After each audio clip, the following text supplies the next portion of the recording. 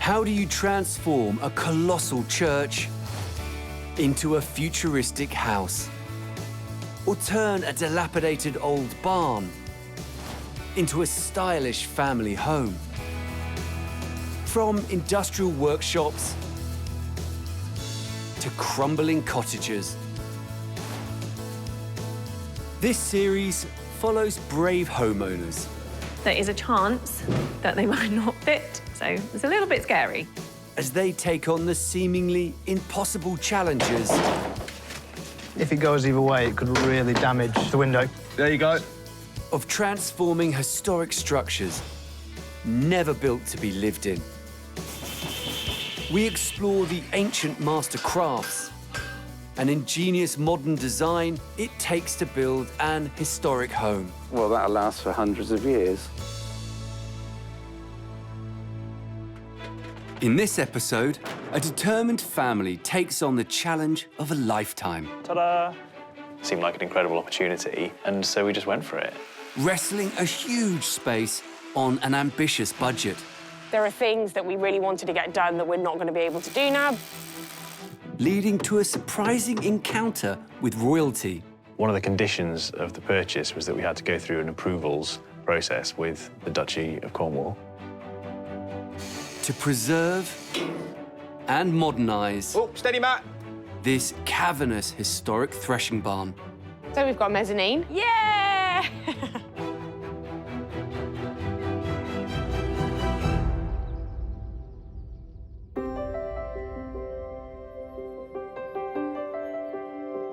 Nestled on the border with Wales between the Brecon Beacons and Malvern Hills, Herefordshire is one of the UK's most rural and sparsely populated counties. Should we have some lunch? What do you want? Some of this? Yeah. Is it good? Sarah, a paediatric nurse, and Anthony, an architect, both grew up in rural Wales before embarking on a life in London. Now in their 30s with a growing family, the lure of the countryside has come calling once more. We both grew up surrounded by fields and rivers. I've got such fond memories of my childhood, and we knew that that's what we wanted for our children. It was a natural pull for us. In early 2021, an extraordinary gem of a building, this imposing early 19th century stone barn, came onto the market in Herefordshire. This historic structure would give the couple a unique opportunity to design and build their own family home, just 20 minutes from where Sarah grew up. We actually sent the picture of the barn from one of Sarah's friends she went to school with. We weren't looking for anything, certainly not as big as that, but it came along and it seemed like an incredible opportunity, and so we just went for it. Sarah and Anthony sold their house in London and used the funds to buy the barn and a small parcel of land for £400,000. The building used to be a threshing barn. Large doors allowed farmers to deposit their cargo of wheat in the threshing area, where a horse-powered threshing machine separated the wheat from the chaff. Packed into bags, the grain was kept in separate storage bays until it was used for flour, cattle feed, or brewing into beer. Threshing stopped here long ago, and the barn used simply for storage. The large interior space, however, is ideal for turning into a family home. The selling points for me was this one was set back a little bit, which I think seemed really quite special. It had obviously been very well looked after, so that felt like a rare opportunity to purchase an original stone barn in really good condition, and it wasn't listed. But the property did have some restrictions, and that's because it was part of a very esteemed estate. The Duchy of Cornwall is the Prince of Wales's private estate. So it did belong to Prince Charles, now King Charles. It now belongs to Prince William. The Duchy of Cornwall was established by Edward III in 1337. The estate includes 525 square kilometres of land across 20 counties. Its purpose is to provide an income for the heir to the throne and to help fund the Duke and his family's official, charitable and private activities. It came with a lot of covenants attached to it. If you buy from the duchy, just be prepared to have to jump through quite a few hoops. It took about a year to get all the approvals through. Sarah and Anthony bought the barn and an acre of land that surrounds it. One of the real attractions for them is that this area will likely remain undeveloped and in rural isolation, as it's still owned by the Duchy of Cornwall. The remaining land surrounding the barn is still owned and managed by the farmer, so we know that's going to remain agricultural land. Well, our door is always open. We would love to have tea with royalty. With no habitable home, Sarah, Anthony and the children are staying here with Sarah's family. It's where Anthony is working tirelessly on plans for the house. It's an amazing blank canvas of a project.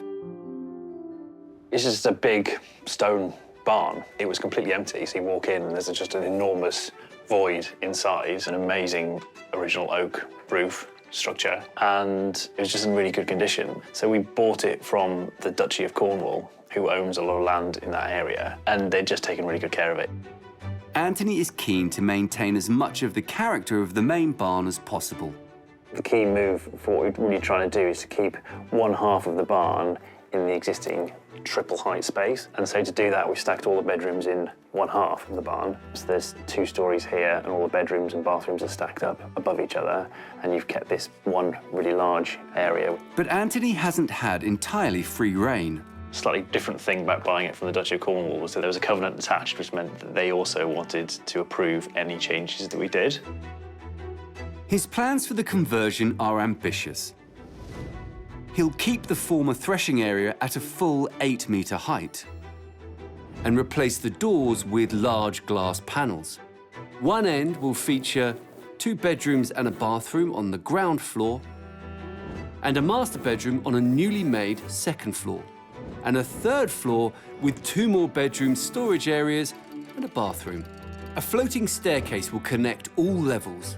A walkway leads to a living area, and below, a kitchen, pantry and open-plan dining area. The annex will be converted into a playroom for the kids. They're hoping to do all this for £350,000 and finish in just 6 months before Sarah's year-long maternity leave ends in September.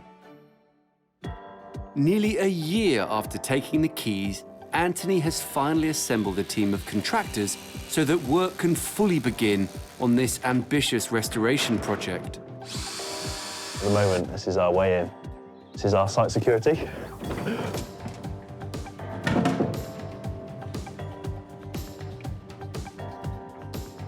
There we go. Well, that's temporary testing.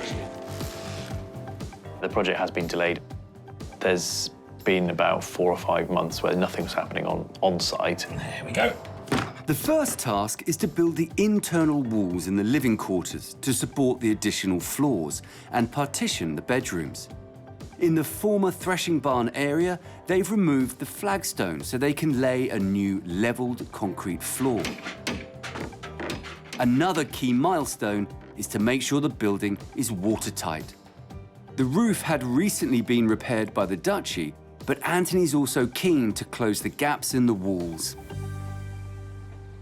The next big thing is to get all the windows in. Obviously, once the building's watertight, that'll just feel like a big step forwards. And then once it's watertight, we can put the big mezzanine floor in. The barn has 39 window openings. Most of them are narrow and vertical and known as arrow slits, named after the thin openings in castles that protected archers from return fire. They were used in barns to keep the rain out while allowing a breeze in to help the grain dry. These openings have never been glazed before. Anthony wants the new windows to be built from English oak for its beauty and durability, so they can withstand the harsh Herefordshire weather. He works with a local master joiner based less than 10 miles away, who combines traditional techniques and craftsmanship with 21st century technology. Basically, tell the machine where to move to machine what we want. It's got to be right. You can fine-tune it to the 1,000th of a mil. The barn windows are extremely tall and thin. Each one is unique in size. A CNC or computer numerical control machine uses pre-programmed software to create each part with millimeter precision. To do that manually by hand would take hours. We did that in 5 minutes. Anthony is working round the clock as both architect and project manager to keep this ambitious restoration on track. It's hugely stressful. He's got essentially a full-time job that he has to do, so he's got clients' work that he's been delivering. He's also been project managing this build. Anthony's definitely found it stressful. With their self-imposed deadline of September just 6 months away, this shell is a long way from Anthony's vision of a perfect home.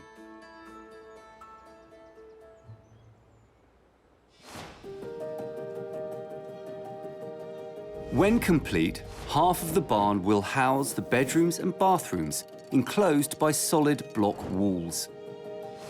While the other half, which will be open plan, will be home to the kitchen, dining area, and an annex that will become a playroom for the children. Anthony and Sarah took 6 months to find a team of builders, so they are playing catch-up. As the Duchy of Cornwall's estate had already made the roof and exterior walls watertight, only the unglazed windows are letting in water. They are now racing to finish the block walls and stub partitions that will enclose the bedrooms and bathrooms. So this is the big wow moment. Obviously, we're trying to keep all of this space as open as possible. So you've got one area in the barn where there's double height space and you get to sort of experience the original volume of the barn, which I think is really important. All the work so far focused on that half, and that half has progressed along quite nicely. And now we're just starting the works in this half, which is going to be the open mezzanine living area. Due to the span, we had to put a steel in there. So we've got one steel going in, and the rest is going to be the exposed oak. Anthony is keen to keep as many of the original features as possible, which is a good job as having building constraints from the former owners, the Duchy of Cornwall, has forced the couple's hand during the design process. Within the old historic barn, we were really limited to keeping the existing window openings, and the conservation officers and the Duchy were all very understandably keen that we keep it in as close to its original form as possible, which we have done. There was one opening which had been blocked up for some reason, but you could see the outline in a historic opening. We've opened that one up again, which everyone was happy with. They've also had to take into account restrictions to protect the wildlife in this area. We've had to put in a large wooden structure to house the bats. It's a legal requirement for the bats to have somewhere to live. They were living up in the loft space, and now, obviously, we're going to be occupying that space, so we've been told that we have to put this very expensive bat home in. It's taken up a huge part of the annex that we one day hope we will be able to turn into a separate dwelling, but for now, it's for bats. The centrepiece of the barn is the area where crops came to be threshed, which Anthony will leave at its majestic full height. When we came in, there were flagstones down on this part of the floor. This was on the central part, so this was the part that they must have brought carts through. This is a huge space. It's 8 metres high and has spectacular stone walls that were recently restored by the Duchy of Cornwall. A key feature that could make or break this design will be the staircase that leads up to the mezzanine level. Down here, you're going to have the staircase that comes sort of up here, across here, and then it's going to fold back round and go up into the attic space where we've got 2 bedrooms. To fit the stairs into the tight space, Anthony will build a minimalist steel skeleton. He'll bolt each flight onto the blockwork and cover the brackets with plasterboard to create the illusion of a staircase floating in space. A slender steel balustrade will keep the children safe and let light filter into the space, while English oak treads will give these 21st century stairs a rustic 19th century feel. The heights are pretty critical to get it to work. It's right on the limit of what sort of headroom you can get away with. We were limited in where we could put roof lights in, so by doing it in a really lightweight metal frame, we're hoping as much light as possible. Then in order to get up to the second floor, we're going to have to take this section of the original oak truss out. Budget's obviously going to be a big concern. You know, the cost of materials continues to go up. We said 350. We're still optimistic. It seems like a huge amount of money, but it doesn't get you as much as you'd think. In the 6 months it's taken Sarah and Anthony to find builders to start work on site, inflation has caused the price of almost all the materials they need to skyrocket.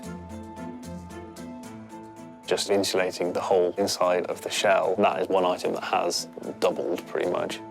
These unexpected price rises put pressure on project manager Anthony to do more of the work himself. The thing I found quite challenging about this is just the number of decisions that have to be made. We've got a bit of like decision-making fatigue, I think. I'm sort of playing client and architect and main contractor with a developer kind of head-on because we need to make sure we don't spend more than it's worth. So there's multiple roles that people would normally do. We've been trying to juggle it all.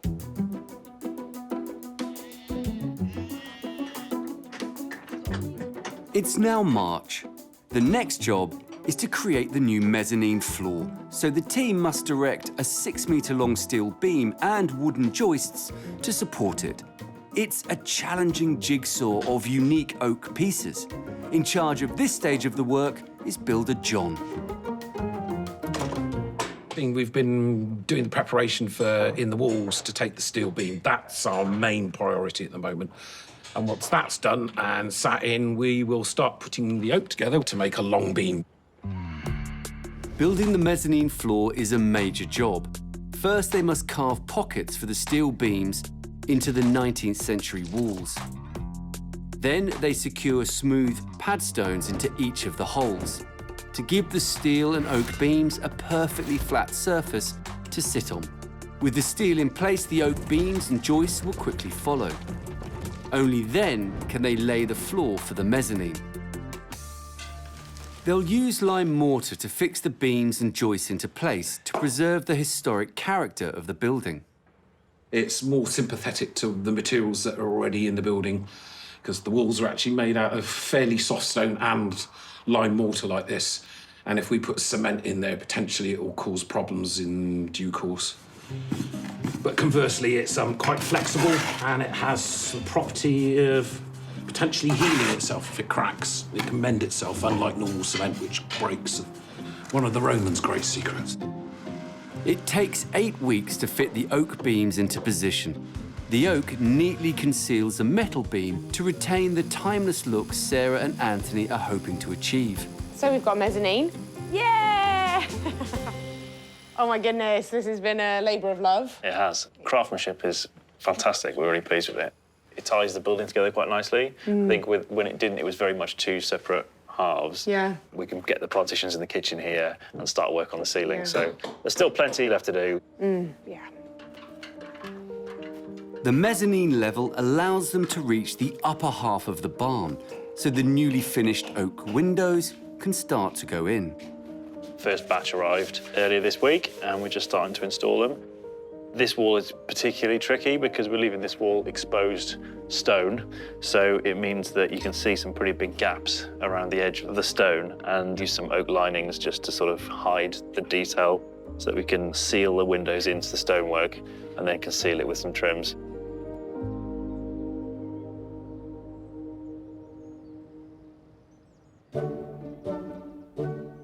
With 39 windows in total, it's a huge job across both halves of the barn. Each window is unique, and wrestling them into these jagged stone openings is a challenge.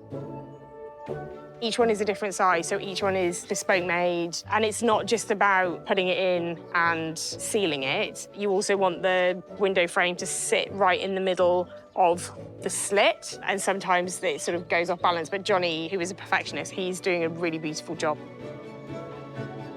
Window installer Johnny must sensitively adapt some of the original stonework so the frames slot in snugly. He must pack any gaps with sand and cement and install the slate and oak sills for a high-class finish. On some of the windows, we need to chip away a bit more of the stone to set the frame in a little bit further. Some windows might take an hour. You might get 4 or 5 done a day. And then at the moment today, I've been most of the day just doing one window. Arrow slip windows were designed not to accommodate an archer's bow, but to keep the rain out of the threshing barn whilst allowing a breeze through to help dry the grain. This historic detail is something Anthony wants to echo in his modern conversion. Anthony changed this window. This was going to be a fixed window without the opener in it, but he wanted airflow across the building. Anthony's vision for this barn is to use natural materials such as slate and oak to complement the original stonework. He wants any modern touches, such as a steel staircase, to be as inobtrusive as possible.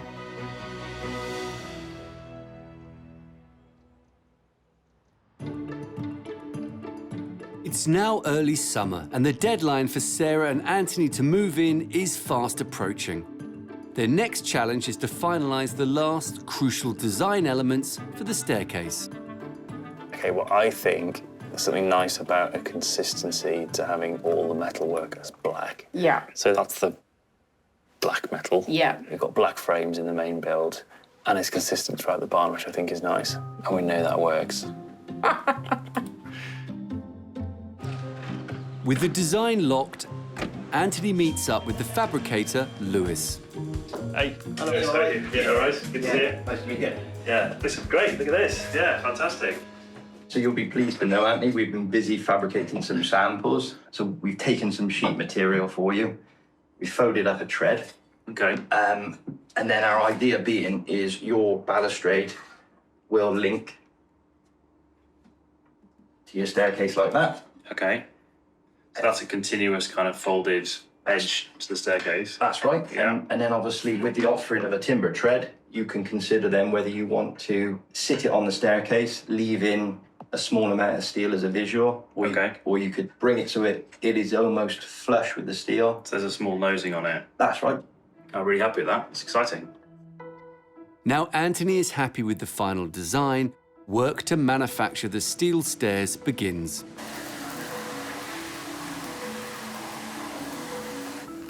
There'll be no outer support for this staircase to give the impression that the steps float in space.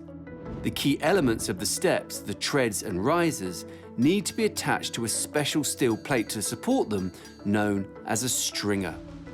This will be bolted to the wall and concealed behind plasterboard.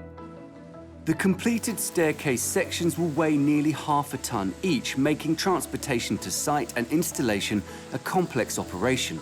So Lewis has decided to remove weight from the hidden stringer to make it more manageable. In the early days, we were concerned with the overall weights of these staircases. We've decided to take chunks away to minimise the weight, to make, obviously, the staircase a lot lighter to handle and make the installation process easier. Removing sections of the metal in this way should reduce the overall weight of the staircase by around 100 kilograms.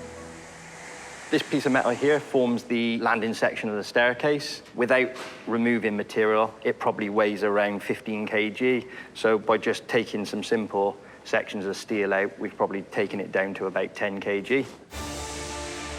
The team use a computer-controlled oxyacetylene torch to cut the components of the staircase from thick sheets of steel. Machines bend the steps into shape, then workers weld and hand finish each piece.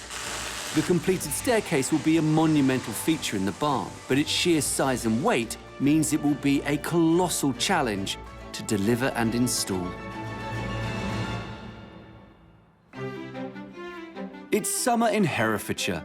Anthony and Sarah are 4 months into their projected 6-month build, with their deadline for completing the renovation fast approaching.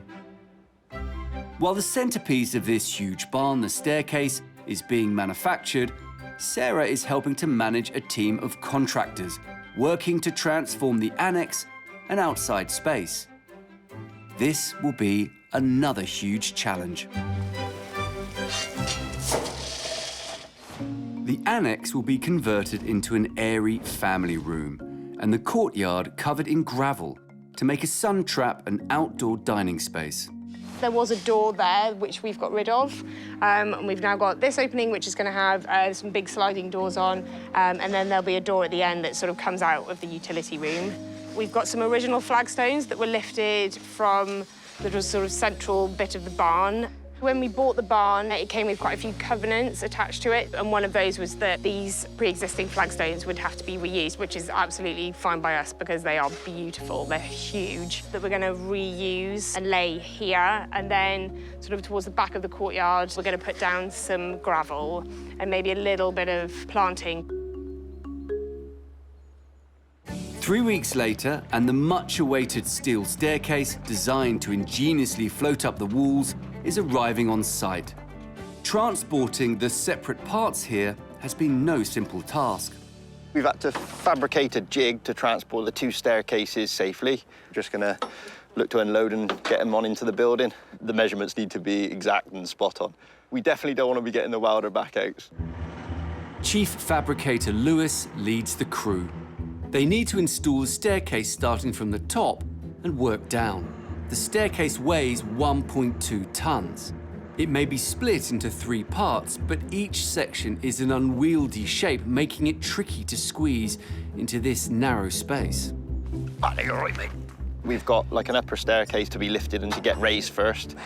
Level 2 staircase then goes up, suspended in the air, leaving us then the last staircase to go in, and that will be raised and pushed in to what is quite a tight space. So yeah, the measurements need to be exact and spot on. The big question is, will the staircase fit? Well done, lads. To save money, Anthony has designed it himself and used a local metal fabricator to construct it.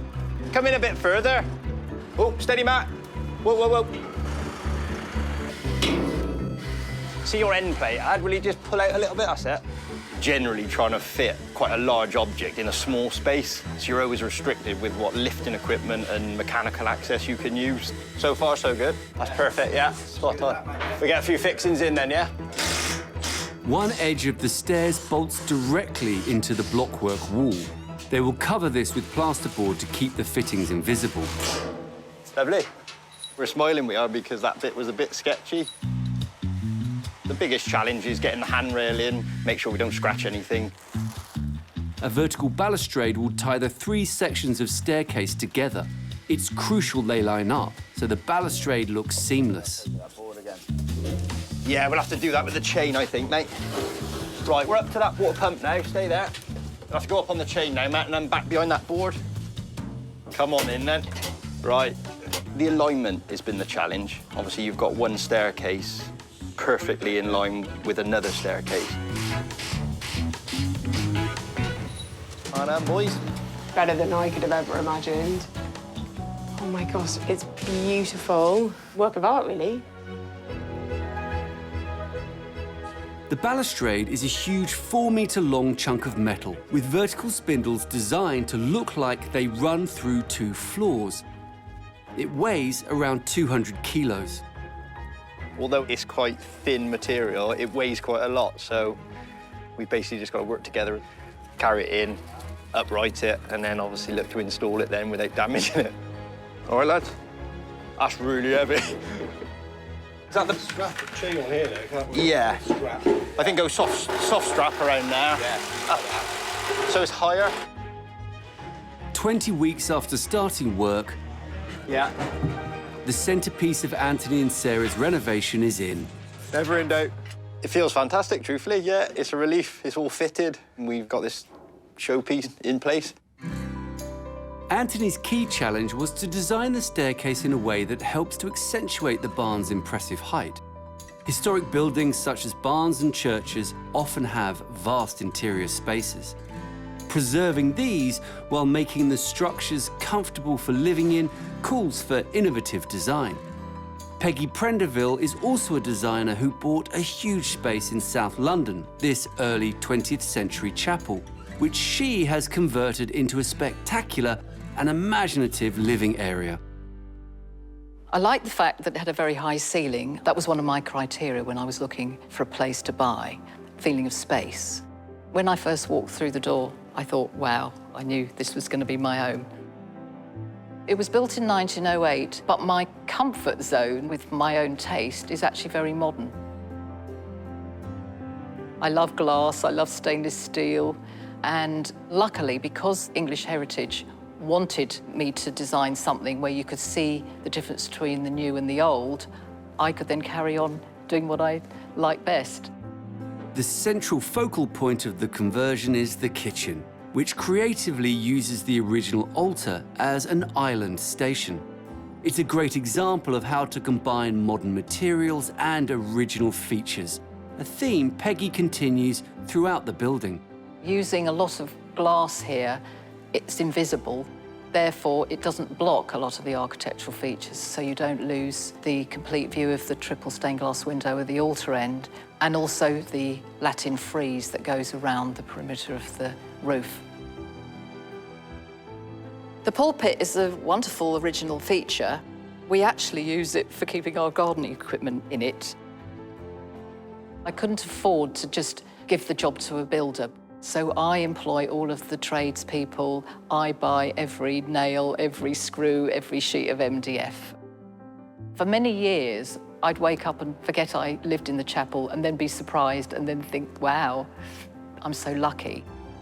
How do you say I own these stained glass windows? How do you say I own that fantastic marble floor? So I almost feel like I'm a caretaker of history.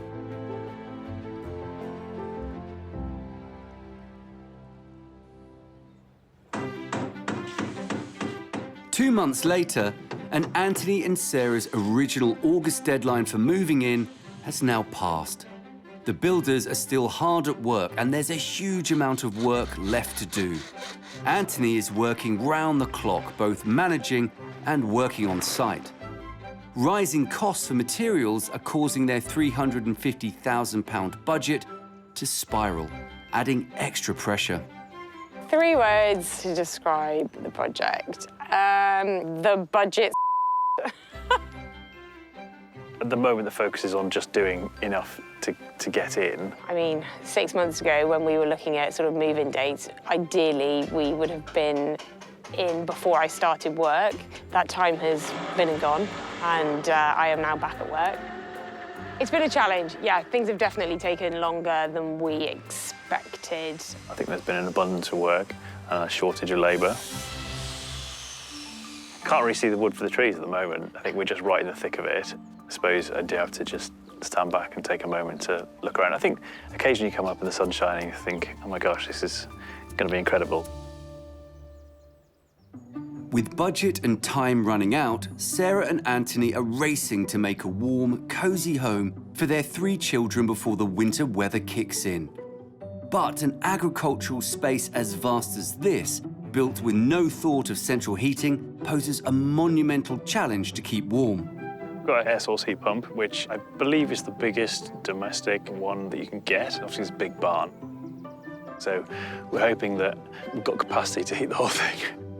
We've spent a lot of money insulating the property, probably more than we needed to. So the idea is that once it's got really good insulation in the walls, and then the low-level heating from the underfloor heating should hopefully be enough to heat us through the winter.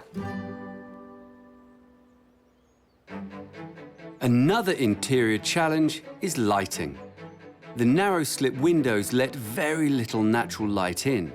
The main entrance to the barn, where farmers once offloaded wheat, has now been glazed with huge windows and doors. Anthony's design for this annex has full-height windows to create a bright and breezy living space for the family. The annex is a later addition to the threshing barn.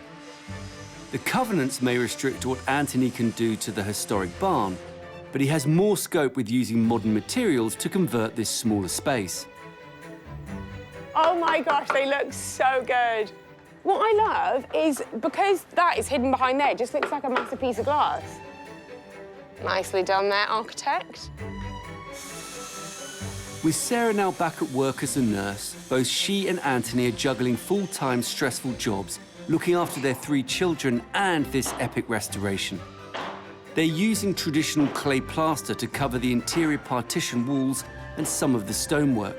And it's full steam ahead on those little details that make a house a home. Glazed screens have gone in, which is huge. All the boarding, skimming is pretty much done. Kitchen's being fitted as we speak. It's a very nice kitchen. It's darker than I thought it was going to be, but I think that's the light in here. But yeah, it feels really nice. In here, we're going to have a little sort of like hidden breakfast cupboard, sort of kettle and mugs and things like that. And then this is a sort of secret door into our larder. There's not much going on in there at the moment, but it's very exciting. It's been a huge challenge with this vast space to transform and the cost of materials needed to do it going up and up. At this stage of the project, the budget is going to be, I'll try not to swear. It's a tough thing to manage. You just have to keep going. There are things that we really wanted to get done that we're not going to be able to do now because of the budget. We had hoped to have paving down here, but we just can't afford it. So we're going to just level this and then gravel. I'd say, realistically, we've got about 2 weeks left in the budget to pay for people on site, and then we are done.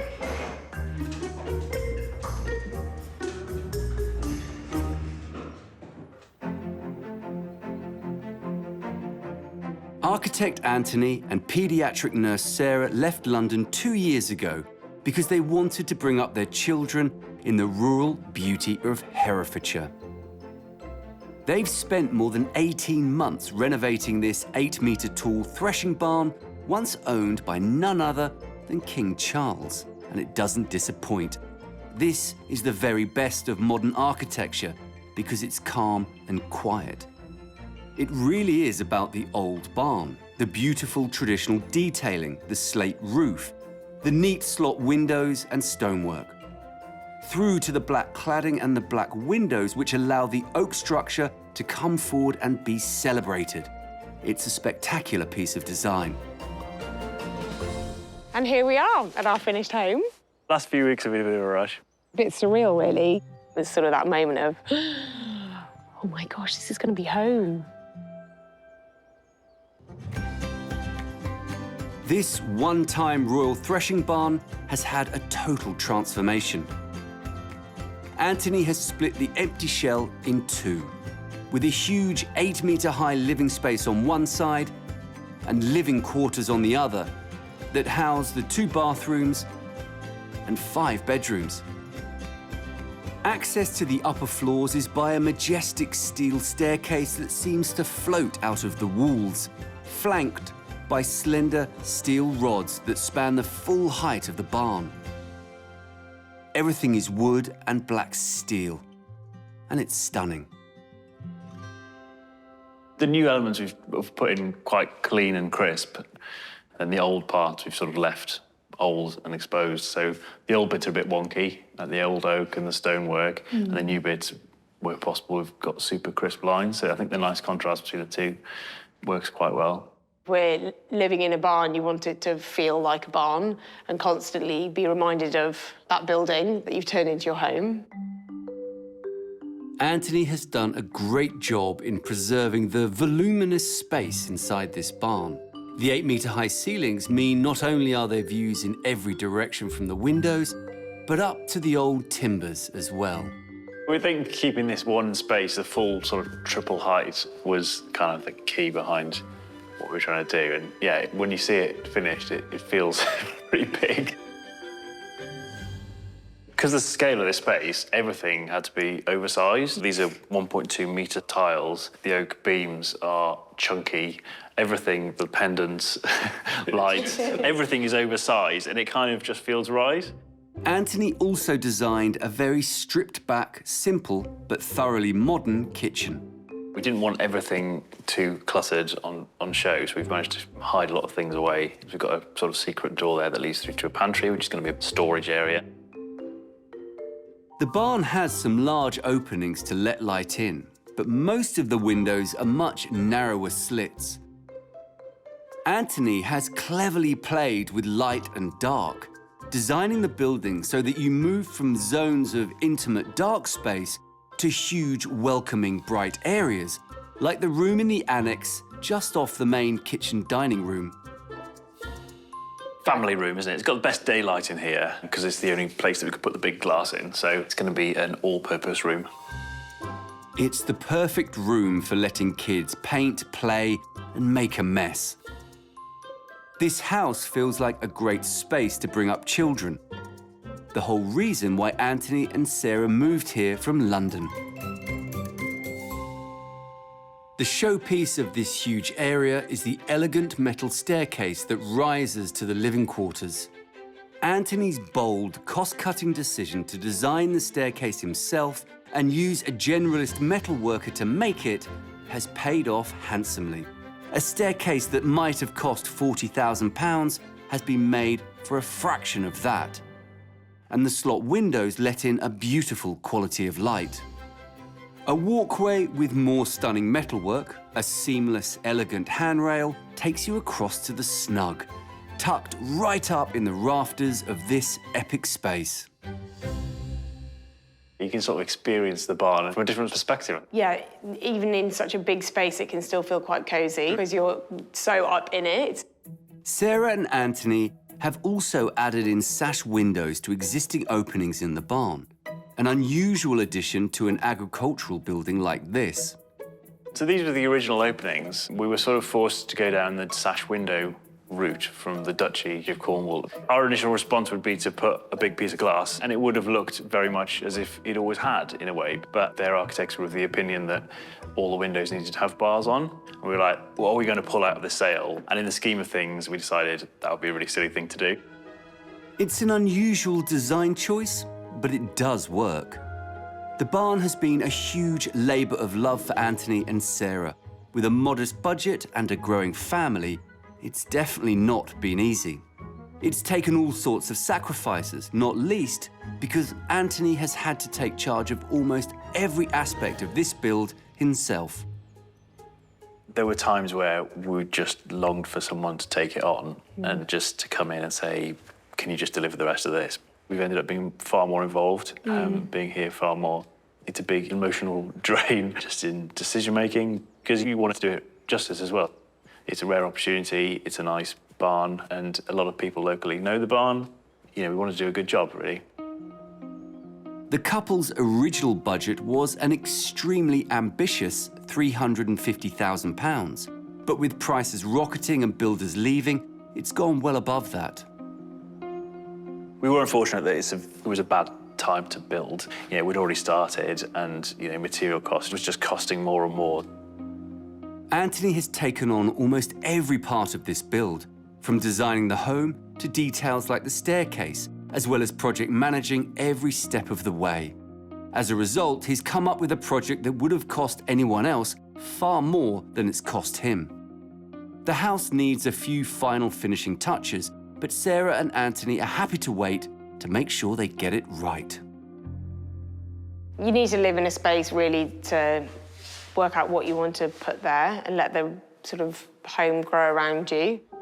This couple have really pushed themselves, but haven't compromised in any way that affects the beauty of the barn.